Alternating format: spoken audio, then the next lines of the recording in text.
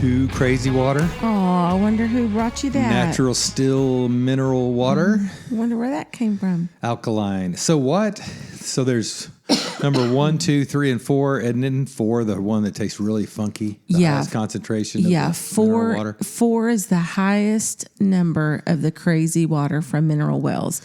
And they say that 4 has the most minerals that will be helpful to your body. Right. So 1 has the least, but still good. And then 2, 3, 4. Mineral Wells voted the health capital of Texas, right? Health and wellness capital or something? Yes. That was back in 2024, I heard, or 2023. Yeah, I don't know if they won it again this year. I wonder if they're still... So those wells full of minerals out there in mineral wells. And this tastes, even though it's number 2, I don't know, it tastes like I'm going to need to go number 2 here in a minute. To me, I told someone this weekend that I grabbed my water bottle, my crazy water number 2, and took a swig. And it always reminds me, or it always kind of shocks me. And it makes me think, oh, did I just grab someone else's water and took a big drink out of it? Yeah. And it just tastes doesn't. like I'm drinking out of a pond. Yeah. Yeah. So it is supposedly crazy. healthy, good after a little walk. And here we are on Master Sunday. Congrats to Rory McIlroy. A lot of people thought it was going to be Bryson DeChambeau. And boy, Justin Rose, what a freaking comeback that he mounted after being in the lead and then losing it and then came back and actually was in a playoff. I can't believe, Rory missed that short one on 18 and he was thinking, you got to be kidding me. But then got it done. Perfect drive and threw a dart on his second shot and sunk the putt. Anyway, yeah, good stuff today. Yeah, but it is a Sunday night after a retreat. So, Jamie, you were in the Mineral Wells doing a women's retreat for the Beautiful Ashes Ministry, and we are on the board of Beautiful Ashes, and you got to go because I had other stuff going on. I didn't get to go this year. I know. And this is the third year? Third year. Wow. So I'll be back. Hey to Beth, our friend Beth, doing great work with women. Yeah, hey to Beth and Victor and the whole team. Yeah, that's very, very cool. And so you guys had a great retreat, and you came back a little emotionally exhausted from just pouring your heart out.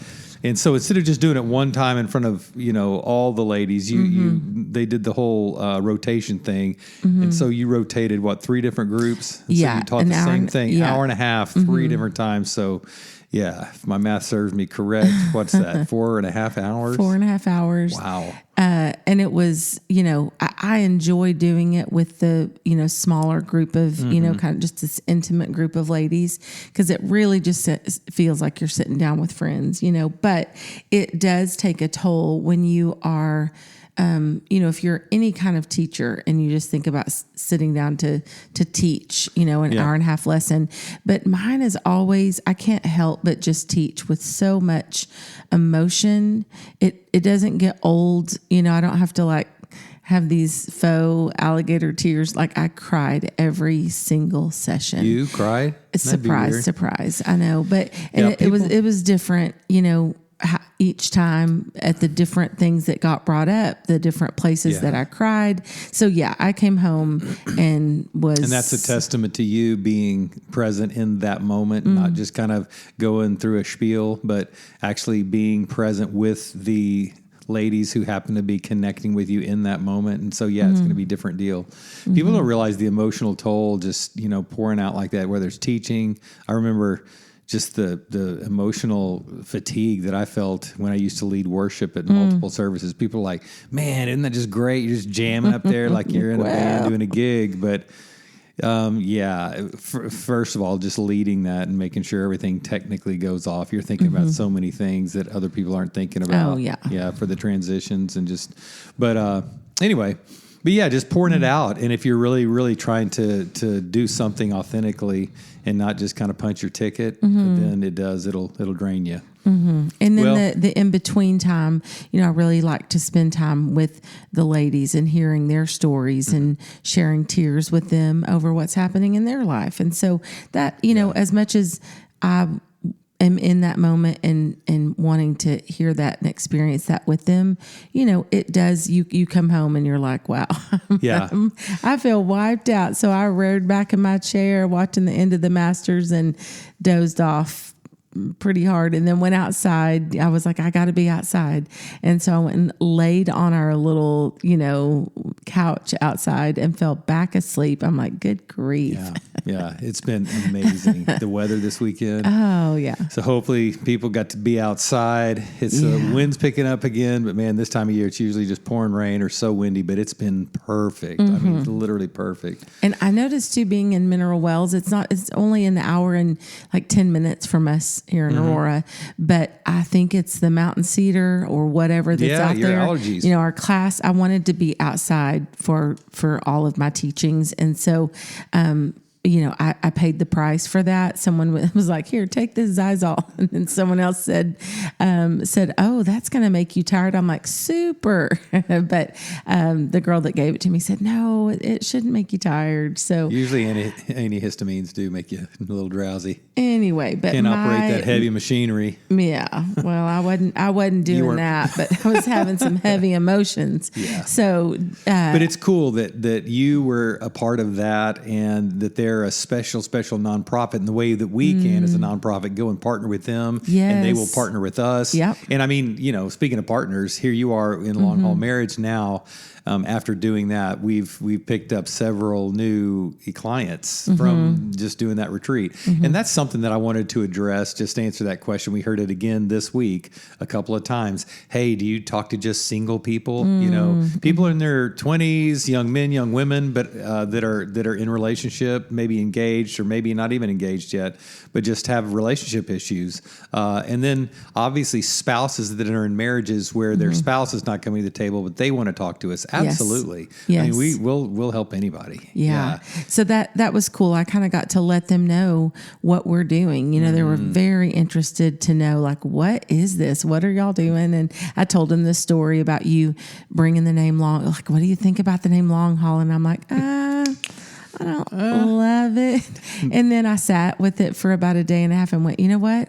I do. I love it so much. And they were like, no, we think it's so cool because it kind of takes you by surprise. It's not, because we were looking at legacy marriage or whatever. And that just sounds. And what Kayla said about long haul. Yeah. It's like you're hauling your spouse's butt around. I said, exactly. That's what it is. Yeah. I love that story. I love the name. Now it's like, just like with your kids, when you name them something, you had different options, like, how in the world did we ever picture, calling Chandler anything other than Chandler? But long haul is going to be in it for the long haul. Yeah.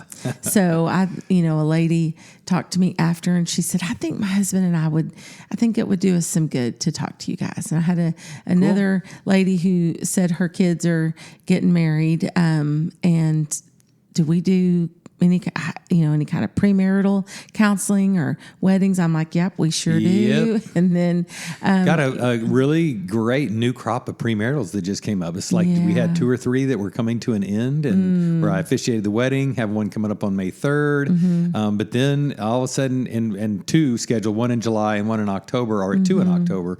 But all of a sudden, here came 2 or 3 more just this last week. So it's really cool. God's, blessing us. And, I say, we'll help anybody, and it helps us, man. I just love to continue to grow and to learn as we listen to what people are going through. And, we just share, what we've been through. I said today, I just used my line, I'd trade in solution for solidarity any day. Just knowing, man, we're not alone. We're all in this together. Yeah. Yeah. So, Jamie, you taught. So for 4.5 hours, let's hear it, baby. No, I thought, what a great opportunity, since we were recording late. And by the way, we are recording tomorrow morning too. So just know that. But tonight, since you are on retreat high, and we know you're a little exhausted, but just pour into the listeners just some of the stuff, the nuggets from and the highlights from the retreat. So what were you talking about? I know you said that. let's see, Emily was talking about attachment theory, correct? And then how did you extrapolate that idea into so the Emily, marriage our relationship thing? sweet friend who is a counselor, and an amazing clinician and an amazing teacher. Yes. Good night. The way she's so smart, and the way she can dumb down some very heady, complex concepts into very, very, relatable and digestible nuggets of wisdom and truth is amazing. Yeah. Truly is amazing. Yeah, she did a great job again. Cool. So she brought to us the idea of attachment theory, and and I can't even, I'd have to have notes to tell you about all we learned from her. Yeah. So that is the kind of thing, kind of like the Enneagram or any other kind of, theory or idea. It's a journey. Like it's going to take some time to really go over it and to learn it. But basically it's the idea of how the earliest relationships from our caregivers, so our mother usually, our father, our sister, whatever, how that relationship kind of set us up with some kind of attachment or not. And there's like 4 different types. And you can, take this quiz, and we can put that in the in the chat. Did y'all give crazy water number 1, 2, 3, or 4 to the different types? No, we did not. Everybody got 2. But anyway, everybody kind of got to do their quiz, but we really didn't even land on that. Like, what is your type? This was kind of a broad stroke overview of what attachment theory is. And basically it's, how those early relationships set us up to feel attached and, secure and safe, or maybe not. And so, she taught all about the different types and showed us a couple of old videos from like the 1970s that were, that one of the videos is called Still Face. And it's where a mom is like with her baby, like looking at the baby going, "Hey, buddy." And he's just happy and cooing and touching her and pointing. And she's like, yeah. And then he, says, "Okay, now we're going to go into still face." And the mom just stares at the baby with this blank. Oh, it breaks your heart watching it, right? I couldn't stand it. I almost cried during that part because the baby is just desperately trying to get the mom's attention. Like, "Where'd you go? Come back. And like pointing like, "Oh, when I pointed before, you looked up to the right." And he pointed again, and the mom just stared blankly in his face. And it just showed how the baby, just at first was like, kind of exaggerated emotions, like, "Let me do more to get your attention." And then how he got like, really like hurt and sad and kind of scared and a little bit distraught and started crying. And Fast then forward to 30 years later when he's a serial killer because of that experiment. That's what I know. And then just kind of became detached, Right. So then I'm like, I just want to go in and save that kid. And it just was a short, like maybe 2.5 minute experiment. But I was like, okay. And you could tell the mom was like, "Okay, I'm done. I don't want to do this anymore." But it just showed the, gosh, how important that is, that connection with our babies. And one of the ladies brought up just a scary thought, and you know where I'm going with this. She said, "As a teacher, I watch this every day with parents with their kids and the parents with the phone."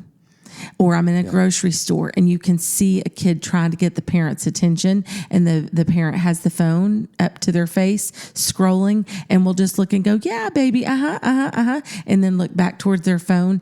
And so what scared me so much is to see this video from like the 1970s, this little experiment, quote unquote. And now it's like, our kids are seeing that still face, that face that's not present with them. And it's just scary to think what's going to happen. And it's not just a short little 2-minute experiment. It's like they're going to grow up with some of these parents who really find it difficult to put their phones down. This is our entire life. This is our culture. Basically, we are sitting in a room with people, and every single person in the room is saying something's more important right now than you.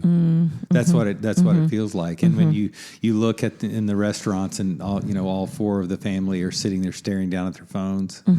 It's just, yeah.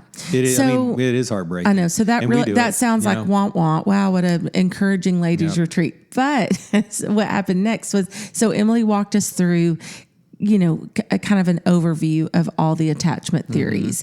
And then we ended with just, kind of a hope-filled message from her. And then we listened to like a 7-minute worship song that was really beautiful and just moving.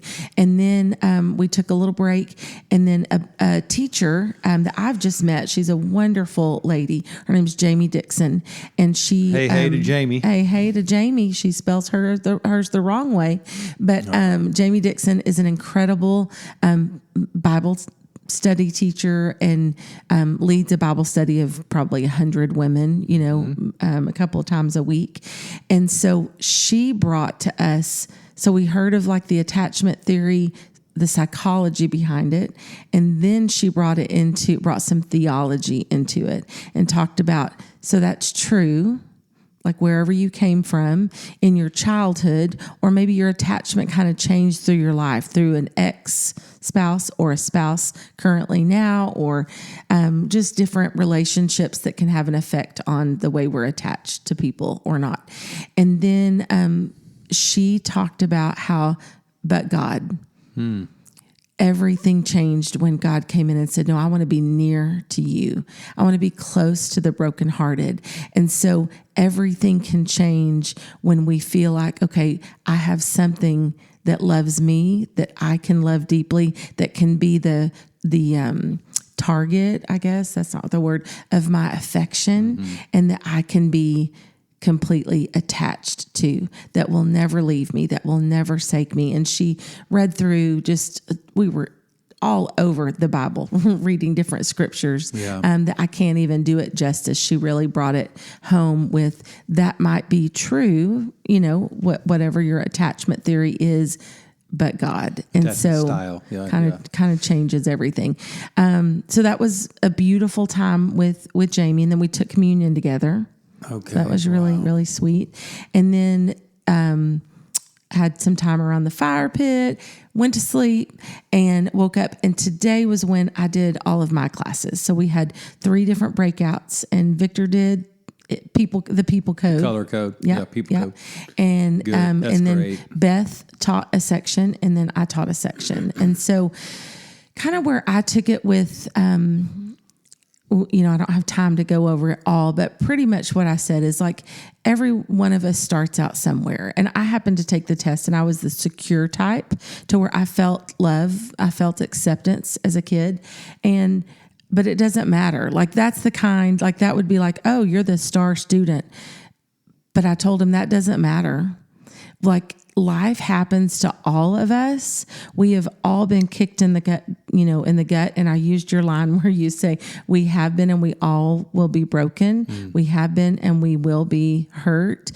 And so we bring what do we do with all those broken pieces? What do we do if we choose to say, okay, God, I'm ready to belly up to the bar and bring all my stuff to you? Because it's super easy to just push that stuff down and say, why do we have to talk about that? Why do we have to deal with stuff from my past? I just want to move forward and forget all of that. That doesn't matter. It's in the past. I had a girl today. It was a couple I was talking to, and the girl said,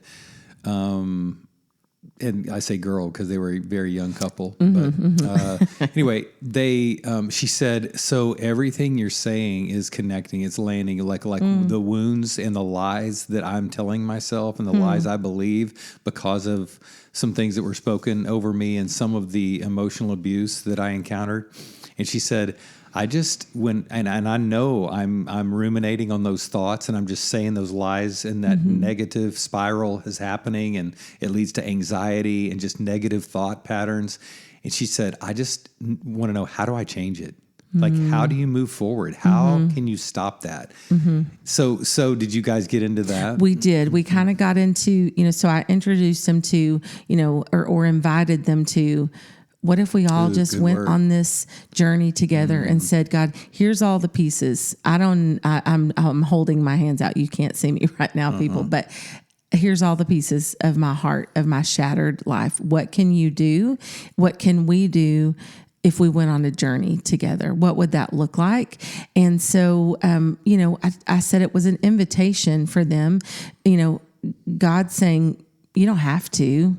You can just push stuff down. He's not going to force us. And many of us walk through life with stuff, just dragging stuff with us to the next relationship or to the next decade. Yeah. And I had a moment. It was interesting. I don't know where it came from, but I said, I even feel like my mom, when she passed, was still holding on to a lot of stuff that she never got out. And I cried. I mean, I had to take a moment. I cried about my mom passing with holding on still to a bunch of stuff. Had you written that? No. To talk about that in your notes? No. Yeah, it overwhelmed you in the moment as you thought of your mom. Mm-hmm. I think about her because again, what a giant, right, she was. But I remember just the end where she was literally bent in half. And I think about that. I think about just what she was carrying, like that she never got to let go of because of. She kind of had that let me set myself on fire to keep you warm because she was just such a servant. And a lot of that generation, codependence and, they didn't seek help. You don't know what you don't know. And, now in today's culture, we're like, dealing with your inner child and, to reach out, talk to people. You do not have to live like this. But back in the day, you got stuff to do. You just push it down and keep going, And so I sat around the circle with a group of really strong women and I applauded them and said, man, you girls can do anything, but because of that, you also feel like I gotta be strong. Like I've got to hold all this together. So there's this perceived notion, like for whatever reason, like I don't have the time, I don't have the energy, I'm scared.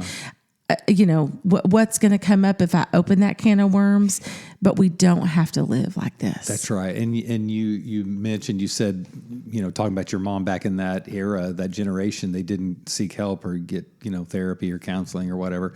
Also, people in the church that we grew up in, they're just, if you had faith, it's like somehow you were supposed to be above that struggle. Like it may actually be sin in your life if you admitted to struggling and didn't have this overcoming joy because take heart because I've overcome the world. And so a lot of times, we just kind of grin and bore it, because we weren't supposed to admit that this stuff was kicking our butt. I had a guy today that talked about giving it to God. He goes, man, I know I need to, but it's just so hard. I keep bringing it, taking it back. So when the girl asked today, how do we change? We got into affirmations, getting into meditation and affirmations and really how beliefs drive everything and how you need to be transformed by the renewing of your mind. And so how you do that is you write a new program and you need to be telling yourself the truth. You will know the truth and the truth will set you free. So yeah, it's that those strongholds are strong, but there is a way that you can, neuroplasticity is a great thing. There's a way that you can change the program that is running you. Yes. Yeah. So good. What That's are some good. practical things that you guys talked about? You invited them on a journey. And I love that, kind of like in yoga. Let me just make a suggestion. If you feel like maybe, why don't you do this? Maybe if you can, if you want to. Maybe get in a pretzel hole. So I invited them into a journey to bring those broken pieces, and I had several illustrations for that. But one quote that I shared with them that I'll remember this forever. It was a study I was doing with Beth Moore in Esther years ago, and she said you cannot amputate your history from your destiny because that is redemption.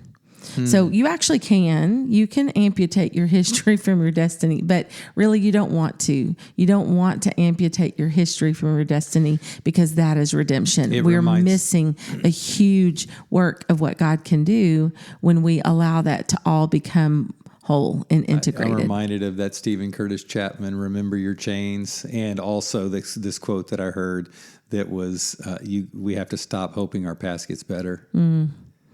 That's so simple but profound. Got to stop hoping our past gets better. And then so I said, but here's the thing: when you say yes to that invitation, like, okay, that's okay. I can say yes. I need help. I want help. I want to go back and revisit and do whatever I need to do for, because you can push it down, but it's going to come out sideways. And I'm done living a life where my stuff is coming out sideways on my spouse, on my kids, on myself, on anyone I run into at the grocery store. I'm done with stuff coming out sideways. I want to deal with it. So I said the thing about the healing part is we want to hurry healing. We want it to hurry. Like, come on, chop, let's go. I don't have time for this. I want to microwave it. And it's a crock pot kind of job. And it's not a destination. You're not going to ever just get there and go, this is awesome. Yeah. I mean, it will be awesome, but it's continue. You're saying, yes, for the rest of my life, I want to pursue healing. I want to pursue wholeness. I want to pursue health, which means I've got to come back to myself. I've got to be okay in my own skin. And I've got to, like you talked about, I've got to take time for meditation and for mindfulness and for stillness and for quiet, which goes against every single part. Every single bone in our body fights against that. We want to stay busy and distracted and full. And so that is the opposite of what's required. Yeah. I had a guy in a session today say it scares him. He said, that's really scary to me. He fears that. And so obviously we're not going to go towards it. It's like, man, the last thing I want to do is open that box. So, yeah. And I told him, I read him. I'm reading a book right now that really good that my friend Ghislaine told me about. Hey, Ghislaine. And it's called Try Softer. And the author her name is Aundi Kolber. And the little subtitle says a fresh approach to move us out of anxiety, stress, and survival mode and into a life of connection and joy. And so, I read a couple of pages to him and just said, here's the thing. I can tell you some things that I've activated or employed in my life that are helping me. And it's like every day, it almost seems like there's like something else. Like I might hear about something and I'm drawn to it.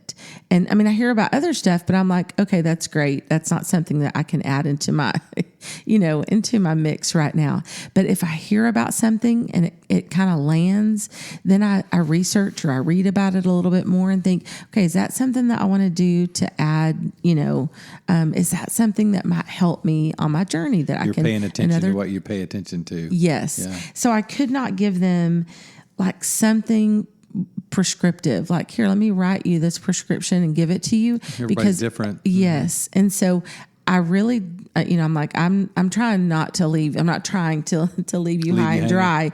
I will read you my list, which in my journal, I have written down. Why did I do this? A couple of months ago, I wrote healthy things that I do every day without even thinking about it. And I think for some reason in my journaling time that day, I just kind of wanted to say, good job, Jamie. Good job. way to go. Way to be doing these things that you're not even, they're just habits now. And there's so many things I need to add to live a healthier, more whole life. But again, it takes time and it'll come when it needs to come. And just on that, because I would beg to differ. I think you've added so many things, and that's cool that you're a work in progress, and you think you've never arrived or never done. You want to add some new things. But I think a lot of it too is minus mixing, like we've talked about. It's subtraction. It's taking things away. There's so much noise in our lives, and so many times I think we get overwhelmed with it. We got to add all this kind of new stuff for health. I think if we could just start subtracting some things, I use the word, and really, it's subtracting the crappy stuff and adding in some healthier stuff. And I told him the things that I'm going to read to you from my little journal that day. It's nothing it's not going to be a list of things like, oh my gosh, I've got to write all this down. I've got to get this book. I've got to do this. This is not to overwhelm you at all. These are little things that I'm telling you that hit me that go, you know what, that's helpful. Before my head comes off the pillow, when I have some kind of mantra, I say like, all right, Jesus, here we go. It's you and me. We've got this day. You know, it's like one thing, like easy. Yeah, you're a collector, and so you've assimilated these things. You've assembled them into you've brought them into your life and added them and made them a part of like your routine. So over time, you've just collected these things and they've stuck. And so I told him we do the cold plunge every day, and I'm not telling you to go out and buy a cold plunge. That happened over time. Brian had listened to podcasts about it, and I'm like, that's interesting. And he did it, and I'm like, well, I want to do it too. And so we began adding that in every single day. And I said, I'm not asking you, okay, everybody go buy a cold plunge. I said, you know what? Maybe try a cold shower. Like, see how that would, fit you. How would that feel? So like little things like that you can add without, it's like you're not really adding something. You're just tweaking. You're just like you over here turning these knobs. You're tweaking of habit. things. And if you can just make them part of your habitual routine, and they're healthy, we talk about doing the breath work, meditation. We've talked, miracle morning. So your silence, affirmation, visualization, exercise, reading, and scribing.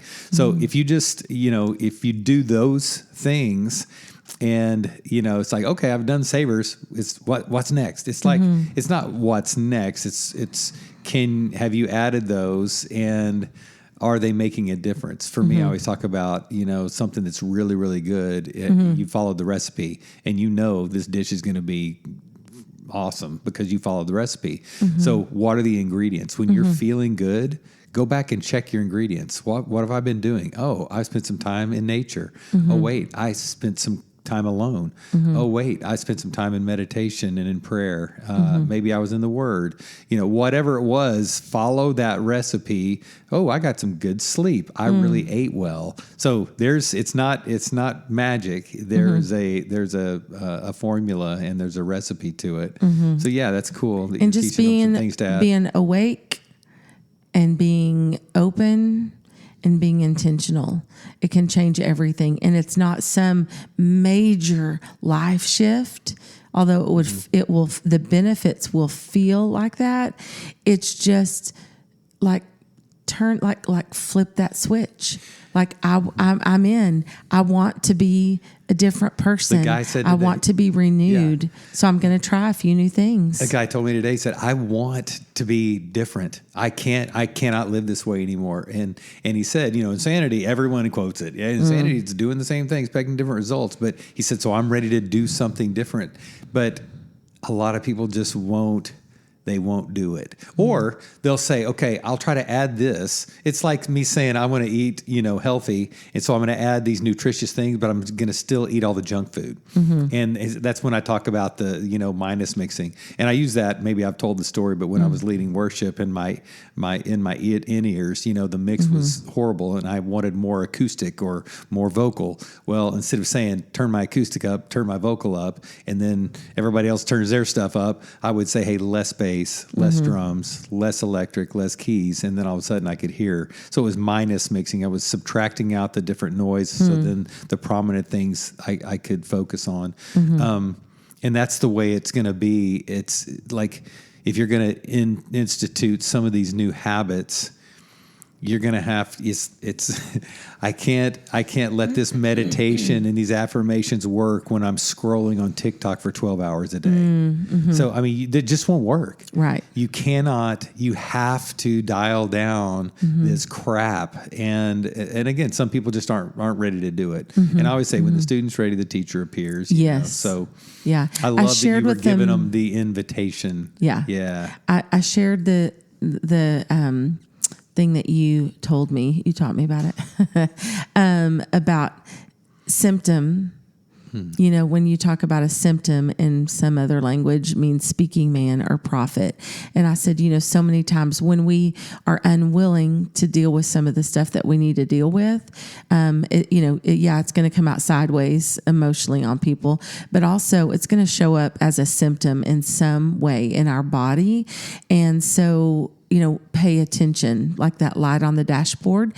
And another lady was like, yeah, you can put a piece of tape over that just fine. Let's see how that works for you.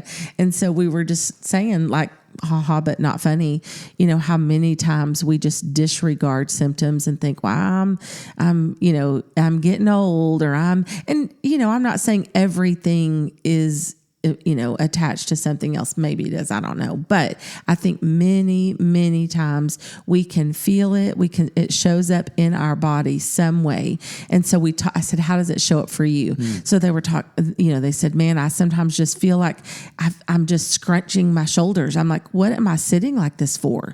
Or one of them was like, I've got to get a mouth guard because I'm grinding my teeth down to a nub. And, you know, another one is like, I find myself, I'm just like biting my fingernails off. Right. What am I doing? Remember when I woke up during our latest transition, and I woke up one morning literally, and my bite was off. My whole jaw felt dislocated. It was insane. It had never felt like that ever. It wasn't just like, you know, sore or locked jaw or teeth grinding, but it's like, you know, like, help me, doc, help me. And they're like, yeah, you need to quit. Yeah. So it is interesting when you just pay attention to that, and you don't just chalk it up to, well, maybe I slept wrong, or maybe, but also what if you were curious and said, like, what? Yeah. Like where could this be coming from? You know, and just maybe do like a body check and a mind and a heart check. Like, okay, what am I feeling? What, you know, am I holding something in? Do I need to reach out? Do I need to talk to somebody and do something? You know, whatever. See that book. Okay, so I think you said it. Try Softer is that Aundi Kolber? Aundi Kolber. And I'm going to put that in the notes, as well as Beautiful Ashes, and our friend Beth and Victor and Emily and Christy and the whole 9 yards. So yeah, and everybody, if you're liking this podcast, would you just share it with a friend? We would love that. And obviously, I told you I'm going to put this in the notes of the podcast. Go drop us a comment. We would love to hear from you. Yeah, I heard from somebody. I think it was in Idaho. That's cool. That's awesome. Hey to Idaho. But anyway, we're loving doing this. We have we promised part 2 with Blake and Adrena. We heard from some of you about that, and the parenting one. And we are also going to be talking to our kids. So be looking for that. It's going to be a video episode. I'm really looking forward to that. If they listen to this, they are going to be petrified. Just so you know, one of our kids I think would be great with it. Maybe 2, but I think it strikes fear in their heart. Like, what are we going to have to say or do? They get so nervous. Isn't that funny? Well, I was telling somebody today, they were talking about the legacy they want, because they've got a little, I think a little boy who's just now 2. And I talked about the blessing. You know, I saw a billionaire that was interviewed, and they asked him to define success. And he said, success is when your adult kids still want to be around you. And I thought about our family night once a week, getting to see, you know, the Hackney 5 grow to Hackney 12, and the 4 grandkids. And I mean, there's nothing like it. And so you've heard us share about the legacy, but I can't wait for you guys to see our kids and to hear from them about their experience, and the flattering stuff and the not so flattering stuff for us, and their attachment styles.